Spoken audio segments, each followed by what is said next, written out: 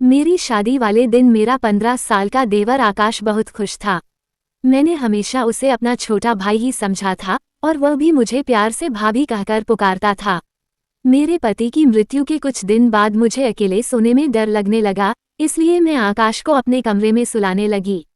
सर्दियों की रातें थीं और एक ही रजाई में उसके पास लेटना मुझे अजीब सा लगता था, लेकिन मैं उस समय बेहद टूट चुकी थी। पति के जाने के बाद दिन काटना मुश्किल हो रहा था, पर मन में सवाल उठता था कि आखिर मैं कब तक इस तरह जीती रहूंगी। उस रात मैंने सोचा कि एक बार अपने देवर को आजमा के देखूं। आधी रात को मैंने उसे हिलाकर जगाया। वह गहरी नींद में था, लेकिन जैसे ही मैंने उसके बदन को छुआ मेरी आंखें हैरानी से फटी की फटी रह गई। मेरे पति की मृत्यु को अभी केवल 3 दिन हुए थे। घर में न सास ससुर थे न नंद। मेरे पति का इस दुनिया में अपने छोटे भाई आकाश के अलावा और कोई भी नहीं था। आकाश की उम्र 15 साल थी और वो मुझसे बहुत छोटा था। मैंने उसे हमेशा छोटे भाई जैसा ही माना। जब मेरी शादी हुई थी तब वह शादी में सबसे ज्यादा नाच रहा था और सभी से कह रहा था कि उसे नई माँ मिल गई है। लेकिन मेरी माँ हमेशा मुझे समझाती थी, बेटी, देवर बेटा नहीं होता, उससे थोड़ी दूरी बनाए रखो। कुछ सालों में वह जवान हो जाएगा, फिर तुम्हें उससे पर्दा करना पड़ेगा। इसलिए अभी से उसे आदत डाल कि वह तुम्हारे कमरे में बिना इजाजत न आए। मैंने कई बार देखा है कि वह बिना वजह तुम्हारे कमरे में चला आता है, ये सही नहीं है। तुम शादीशुदा हो, तुम्हें अपने पति और ससुराल की इज्जत का भी ख्याल रखना चाहिए। मैं माँ की बातें सुनकर कई बार उनसे नाराज हो जाती थी। मुझे लगता था कि वह आकाश के बारे में गलत सोचती हैं। लेकिन जब मैं बेसहारा हो गई, मेरे पति इस दुनिया से चले गए, तब मेरी आंखों से आंसू रुकने का नाम ही नहीं ले रहे थे। मैं कभी सोच भी नहीं सकती थी कि मेरे पति मुझे इस तरह अकेला छोड़कर चले जाएंगे। मेरी जिंदगी जैसे अंधेरे में डूब गई थी। रो रोकर मेरा हाल बहुत बुरा हो गया था। रात के 12 बज चुके थे और मेरा देवर आकाश अभी तक घर नहीं लौटा था। शायद वह रिश्तेदारों के पास किसी काम में व्यस्त था। मन में एक अजीब सी घबराहट थी। लग रहा था कि अगर वह देर से आएगा तो ठीक है, क्योंकि घर की खामोशी और ये अकेलापन मुझे बहुत असहज कर रहे थे। बार बार माँ की बातें याद आ रही थीं। तभी बड़े से मकान के मुख्य दरवाजे पर दस्तक हुई। मेरा दिल जोर से धड़कने लगा। पता नहीं इतनी रात को कौन आया होगा। लेकिन बाहर से आकाश की आवाज आई, भाभी, दरवाजा खोलो ना, मैं हूँ। मैं डरते डरते दरवाजा खोलने गई। आज घर मुझे अनजाना, सूना और थोड़ा डरावना लग रहा था। पता नहीं क्यों मेरा मन हर आवाज से चौंक रहा था। दरवाजा खुलते ही आरव ने मासूमियत से पूछा, भाभी, आपने खाना खा लिया? उसकी आंखें झुकी हुई थीं और हाथ में एक प्लास्टिक की थैली थी। थैली में बाहर से लाया हुआ खाना था। उसने प्लास्टिक की डिब्बी में रखा खाना निकालकर मेरे सामने रख दिया। भाभी, मुझे खाना बनाना नहीं आता, मैं आपके लिए होटल से खाना लाया हूँ। आप खा लो, वरना भूख से बीमार पड़ जाओगी। मैं भैया के बाद अपनी माँ को नहीं खोना चाहता, उसने कहा। आकाश की आंखों में भी आंसू थे।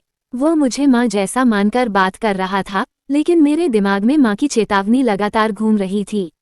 भाभी, आपको चिंता करने की कोई जरूरत नहीं, वह बोला, मैं आपका पूरा ख्याल रखूंगा। आप इस घर से कहीं नहीं जाएंगी। उसकी बातें बहुत भावुक थीं, पर मेरे मन में हजारों उलझनें उठ रही थीं। फिर अचानक उसने एक अजीब सी बात कही, भाभी, आप ऊपर वाले कमरे में सो जाए, ऊपर वाले कमरे में कैमरा छत के पास लगा है। मुझे लगने लगा था कि मुझे वहां नहीं रहना चाहिए। अब सबको पता चल चुका था कि भैया नहीं रहे और कोई भी बुरी नीयत से घर में घुस सकता है। मैं हैरान थी कि 15 साल का एक लड़का इतनी समझदारी की बातें कैसे कर सकता है। क्या किसी ने उससे ये सब समझाया था? पर उसकी बात में सच्चाई भी थी। मैं उसके कमरे में चली गई। आकाश का कमरा नीचे था, जबकि मैं और मेरे पति ऊपर वाले कमरे में रहते थे। मुझे बहुत अजीब ही लग रहा था। पहली बार मैं अपने कमरे के अलावा किसी दूसरे कमरे में रात बिताने जा रही थी। लेकिन जैसे ही मैंने कमरे का दरवाजा बंद किया, मेरी नज़र एक ऐसी चीज पर पड़ी जिसने मुझे हिलाकर रख दिया। अभी तक तो वह 15 साल का बच्चा ही लगता था, पर माँ की चेतावनी आज अचानक याद आने लगी, क्योंकि जो मैंने देखा वह किसी मासूम बच्चे का काम नहीं हो सकता था। बिस्तर के नीचे मेरे सारे गहने बिखरे पड़े थे। मैंने तो उन्हें तिजोरी में बंद करके रखा था। ये सब उसके हाथ कैसे लग गए? ये बेहद डरावना था। मैंने सोचा सुबह होते ही उससे बात करूंगी, लेकिन उस समय मेरी आंखें भारी हो रही थीं। मैंने दरवाज़ा अंदर से कुंडी लगाई और सोने की तैयारी करने लगी। पता नहीं क्यों मुझे इतनी गहरी नींद आ रही थी, जबकि पिछले 3 दिनों से मुझे एक पल का भी चैन नहीं था। मुझे लगा शायद आकाश के लाए हुए खाने में कुछ ऐसा था जिससे नींद जल्दी आ गई हो, लेकिन सोचते सोचते मैं गहरी नींद में सो गई। जब आंख खुली तो सुबह के 11 बज चुके थे। मैं हैरान थी कि मुझे इतनी लंबी नींद कैसे आ गई। पिछले 3 दिनों में तो पलक झपकने भर की भी आराम नहीं मिला था। आज जैसे किसी ने दवा दे दी हो। बार बार मन में यही ख्याल आ रहा था कि कहीं आकाश ने खाने में कुछ मिला तो नहीं दिया, मगर वह ऐसा क्यों करेगा। मैं आंखें मसलती हुई बाहर निकली तो देखा आकाश किचन में चाय बना रहा था। उसे देखकर मुझे गुस्सा भी आया और हल्का डर भी लगा। भाभी, आप उठ गई? अच्छी नींद आई ना? उसने मुस्कुराते हुए पूछा। मैंने सावधानी से जवाब दिया, हाँ, आज बहुत अच्छी नींद आई। तभी उसने बहुत सहज भाव से कहा, आनी ही थी भाभी, मैंने आपके खाने में नींद की 2 गोलियां मिला दी थीं। मैंने अपने दोस्त से पूछा था कि आप 3 दिनों से सो नहीं रही थीं, तो उसने कहा था खाने में हल्की नींद की दवा डाल दो, अच्छी नींद आ जाएगी। मैं चौंक गई, आकाश ऐसी हरकत कैसे कर सकता है? मैंने घबराकर कहा, तुम ये क्या कह रहे हो? क्या तुम अपनी भाभी को बेहोश करना चाहते थे? वह तुरंत बोला, नहीं भाभी, मैं तो बस चाहता था कि आप ठीक से सो पाओ। देखो, आज आपके चेहरे पर कितनी ताजगी है। लो, चाय पी लो। उसने चाय का कप मेरे सामने रख दिया। मेरे हाथ डर से कांप रहे थे, कहीं इसमें भी कुछ मिलाया तो नहीं।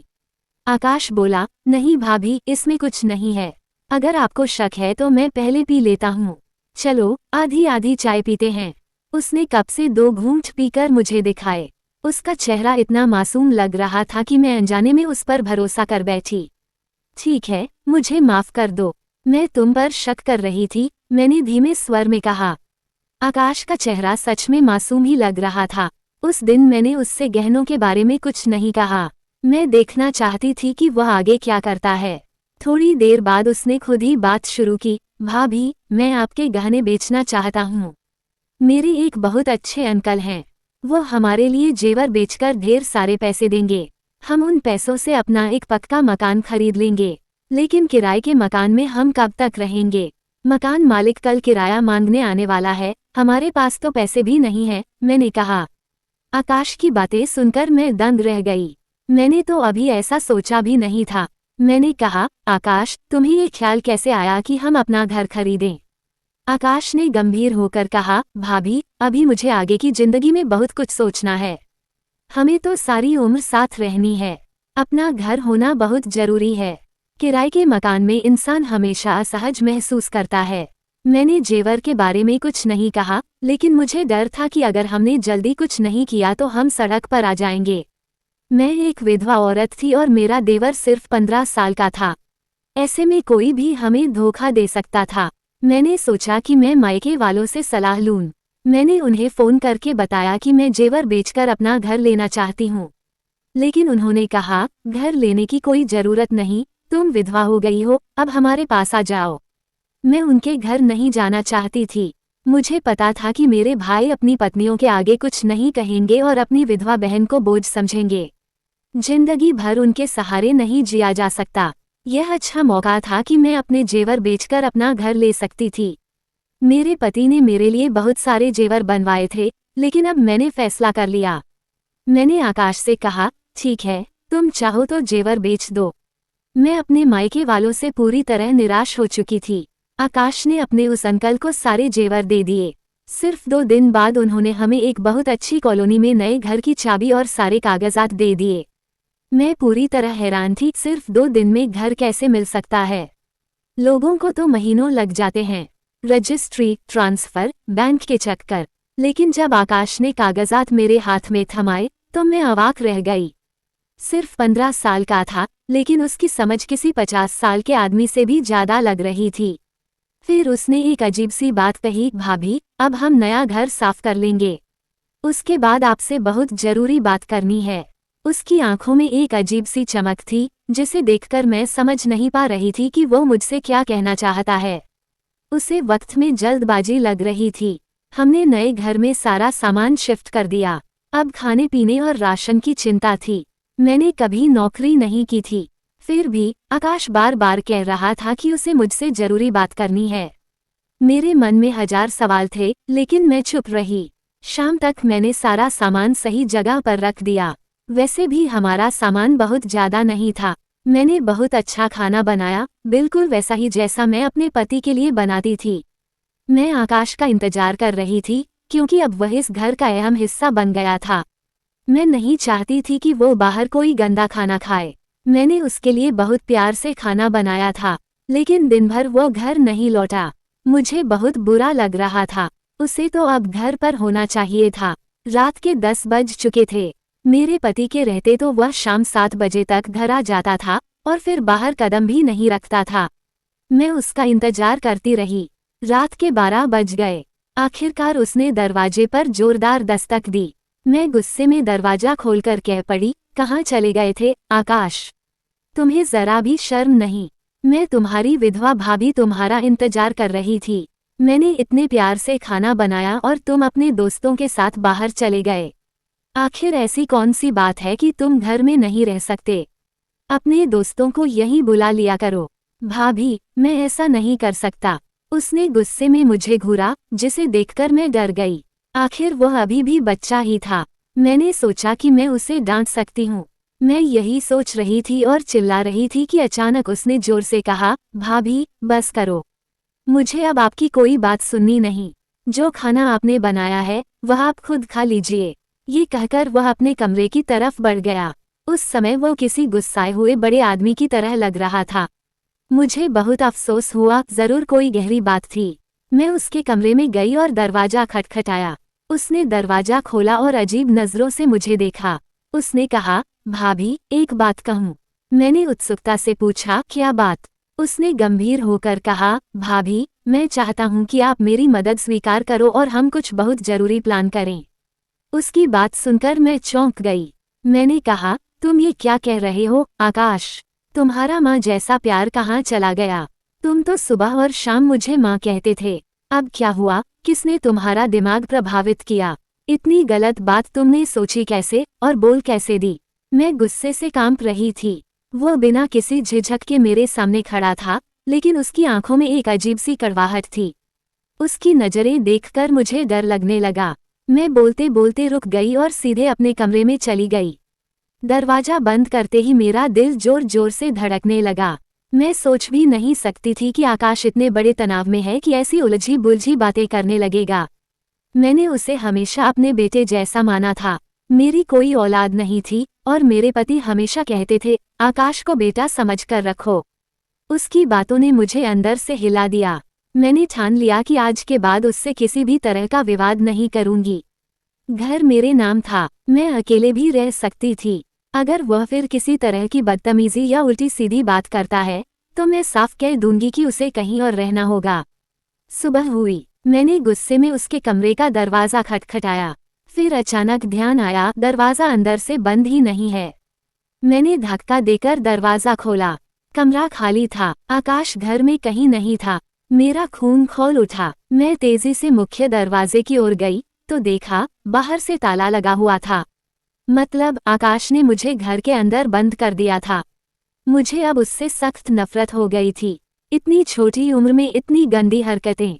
मैंने तुरंत मायके जाने का फैसला किया, लेकिन फिर याद आया कि मैं अभी इद्दत में हूँ और बार बार बाहर निकलना ठीक नहीं। मैं मजबूरन बैठ गई। मेरे पति को गुजरे 1 महीना पूरा हो चुका था। इस 1 महीने में आकाश पूरी तरह बदल चुका था। मैं सोच रही थी कि काश अल्लाह ने मुझे अपनी औलाद दी होती तो मुझे आकाश जैसे लड़के की जरूरत ही नहीं पड़ती। मैं अपनी संतान के सहारे जी लेती। लेकिन अब मैं उसे क्या कहूँ? वो तो मेरे खून का भी रिश्ता नहीं था। जिस रिश्ते की वजह से हम साथ रह रहे थे, वह रिश्ता इस दुनिया से जा चुका था। मैंने पक्का इरादा कर लिया कि जैसे ही आकाश आएगा, मैं उससे साफ साफ कह दूंगी कि वह इस घर में नहीं रह सकता। शाम ढले ही, अभी पूरी रात भी नहीं हुई थी कि घर के दरवाजे पर जोर जोर से धड़धड़ाहट होने लगी। मैंने सोचा शायद आकाश होगा, लेकिन जब मैंने दरवाजा खोला तो सामने 4-5 आदमी खड़े थे। उनके चेहरे पर घनी दाढ़ियां थीं, वे गुस्से में लग रहे थे, जैसे कोई मौलवी हों। उन्होंने गुर्राते हुए पूछा, तुम अकेली यहाँ रहती हो? मैंने कहा, हाँ, मैं अकेली रहती हूँ। वे बोले, झूठ मत बोलो, तुम्हारा देवर भी तुम्हारे साथ रहता है, वह अभी भी घर में ही होगा। तुम दोनों इस मोहल्ले को गंदा कर रहे हो, तुम्हें यहाँ से निकलना पड़ेगा। मैंने डरते हुए कहा, भाई साहब, हमने क्या गलत किया? वह चिल्लाए, तुम क्या गलत किया, ये हमसे पूछ रही हो? तुम अपने 15 साल के देवर के साथ अकेली रहती हो, तुम्हें शर्म नहीं आती? तुम्हारा शौहर मर चुका है, तुम विधवा हो, अपने मायके चली जाओ। यहाँ शरीफों के मोहल्ले में गंद फैलाना बंद करो। हमारे यहाँ भी बहन बेटियां रहती हैं, ऐसे हरामखोरों को हम बर्दाश्त नहीं करेंगे। मुझे उन पर बहुत गुस्सा आया, लेकिन मैं अकेली औरत थी। मैं चुपचाप उनके मुंह पर दरवाज़ा बंद कर दिया। मेरी आंखों से आंसू बहने लगे। ये सब आकाश की करतूत थी। उसने ही मोहल्ले में मेरे खिलाफ अफवाहें फैलाई होंगी कि मैं बहुत बुरी औरत हूँ। सच कहा जाता है कि ये दुनिया अकेली औरत को जीने नहीं देती। अल्लाह सबकी इज्जत बचाए। मैंने फौरन अपना सामान बांधना शुरू कर दिया। अब यहाँ रहना मेरे लिए नामुमकिन हो गया। मैं जानती थी कि आकाश ने ही मेरे खिलाफ ये सारी गंदी बातें फैलाई थीं। मैं रोते हुए अपना सूटकेस भर रही थी कि तभी दरवाजे पर फिर जोरदार दस्तक हुई। मैं डर गई, मुझे लगा कि वही लोग फिर आ गए होंगे। लेकिन इस बार आवाज़ आकाश की थी, भाभी, दरवाज़ा खोलो, मैं हूँ। मैं गुस्से और डर से कांप रही थी, लेकिन फिर भी मैंने दरवाज़ा खोल दिया। आकाश अंदर आया और मुस्कुराकर बोला, भाभी, आप तैयार हो जाओ, आज रात हम निकाह करेंगे। मैंने हैरानी से उसकी तरफ देखा, तुम पागल हो गए हो? मैं तुम्हारी भाभी हूँ, तुम मुझसे निकाह नहीं कर सकते, ये गुनाह है। आकाश हंसते हुए बोला, भाभी, गुनाह तो तब होता अगर भैया जिंदा होते। अब भैया नहीं है, आप विधवा हैं, और शरीयत के मुताबिक विधवा का पहला हक उसके देवर पर होता है। मैंने बहुत पढ़ लिया है, अगर आपने मना किया तो आप काफिर कहलाओगी। मैं चीखकर बोली, चुप करो आकाश, तुम्हें शर्म नहीं आती ऐसी गंदी बातें करते हुए? मैं तो तुम्हें अपने बेटे जैसा मानती थी। आकाश का चेहरा अचानक सख्त हो गया। वो बहुत करीब आया और धीरे से फुसफुसाया, भाभी, बहुत हो गया नाटक, आप मेरी ही हैं। आज रात मौलवी साहब आ रहे हैं, आप तैयार हो जाए, नहीं तो मैं आपको जबरदस्ती तैयार करवाऊंगा। उसकी आंखों में वहशीपन था। मैं डर के मारे कांपने लगी। मैंने भागने की कोशिश की, लेकिन आकाश ने मेरी बांह पकड़ ली और जोर से खींचते हुए बोला, भाभी, आप जहां भी जाएंगी, मैं आपको ढूंढ लूंगा। अब आप सिर्फ मेरी हैं। ये घर भी मेरे नाम हो चुका है। वो कागजात जो मैंने आपको दिखाए थे, वे नकली थे। असली कागजात पर मेरे साइन हैं। आप कुछ भी नहीं कर सकती। मैं सदमे में थी, मेरे पैरों तले जमीन खिसक गई।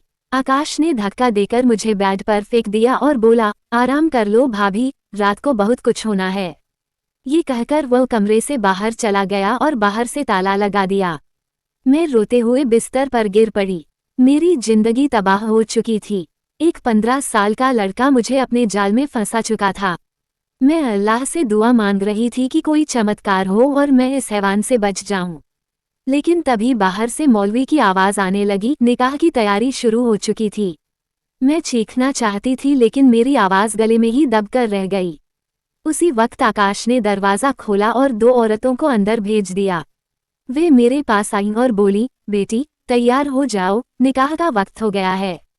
मैंने साफ मना किया, लेकिन उन्होंने ज़बरदस्ती मुझे तैयार करना शुरू कर दिया।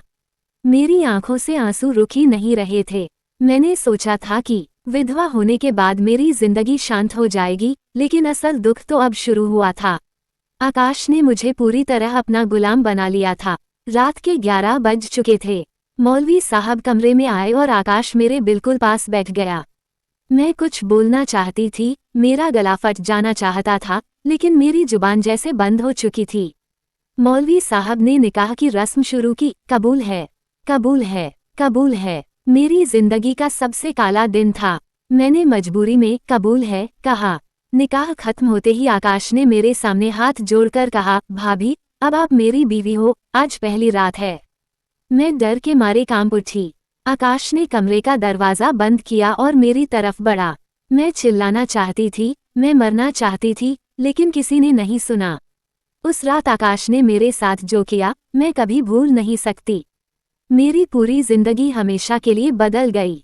उसके बाद आरव ने मुझे अपनी कैद में रखा। मोहल्ले वाले भी चुप हो गए क्योंकि अब मैं उसकी कानूनी बीवी थी। मेरा कोई सुनने वाला नहीं था, ना कोई सहारा, ना कोई मदद, ना कोई रास्ता।